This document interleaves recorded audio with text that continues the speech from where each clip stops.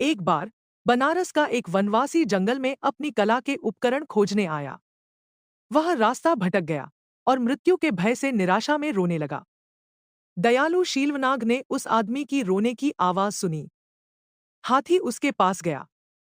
पहले तो वनवासी डर कर भाग गया, लेकिन जब उसने देखा कि हाथी उसे कोई नुकसान नहीं पहुंचा रहा है, तो वह रुक गया। शीलवनाग ने उसे अपने निवास स्थान पर लाया, उसे कई दिनों तक तरह तरह के फल खिलाए और फिर उसे अपनी पीठ पर बिठाकर वापस मानव बस्ती तक पहुंचा दिया। लालच का जन्म बनारस पहुंचकर वह वनवासी घूमते हुए हाथीदांत कारीगरों के बाजार में गया। उसने कारीगरों से पूछा कि क्या वे जीवित हाथी का दांत खरीदेंगे, और उन्हें पता चला कि इसकी बहुत कीमत है। इस उपकार का बदला चुकाने के बजाय उस दुष्ट आदमी के मन में लोभ पैदा हो गया। उसने शीलवनाग को मारने का नहीं, बल्कि उसके दांत काटकर बेचने का फैसला किया। दान और विश्वासघात वह वनवासी एक आरी लेकर वापस शीलवनाग के पास पहुंचा।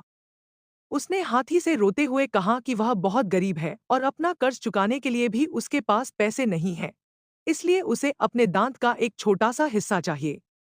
बोधिसत्व, जो सर्वज्ञता के दांतों को अधिक महत्व देते थे, ने कहा, हे मित्र, मैं इन दांतों को मूल्यहीन नहीं समझता, लेकिन मुझे सर्वज्ञता, बुद्धत्व के दांत 1,00,000 गुना अधिक प्यारे हैं। यह कहकर दयालु शीलवनाग ने उसे आरी से अपने दांत के सिरे काटने की अनुमति दे दी। लोभी वनवासी फिर से लौटा और दावा किया कि वह अभी भी गरीबी से बाहर नहीं निकल पाया है। शीलवनाग ने उसे बाकी के दांत भी काटने की अनुमति दे दी।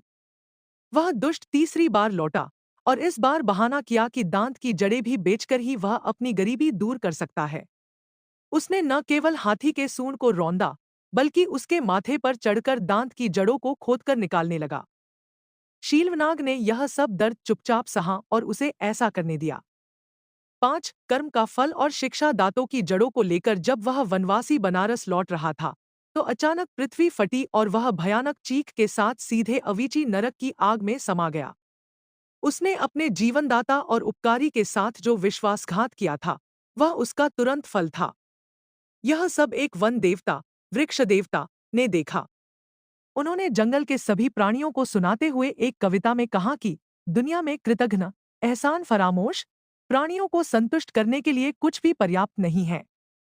6 वर्तमान जन्म से संबंध बुद्ध ने यह कहानी अपने शिष्यों को तब सुनाई जब वे देवदत्त की कृतघ्नता पर चर्चा कर रहे थे। कृतघ्न वनवासी पूर्व जन्म में देवदत्त था।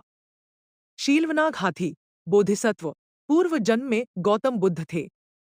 वन देवता पूर्व जन्म में सारिपुत्त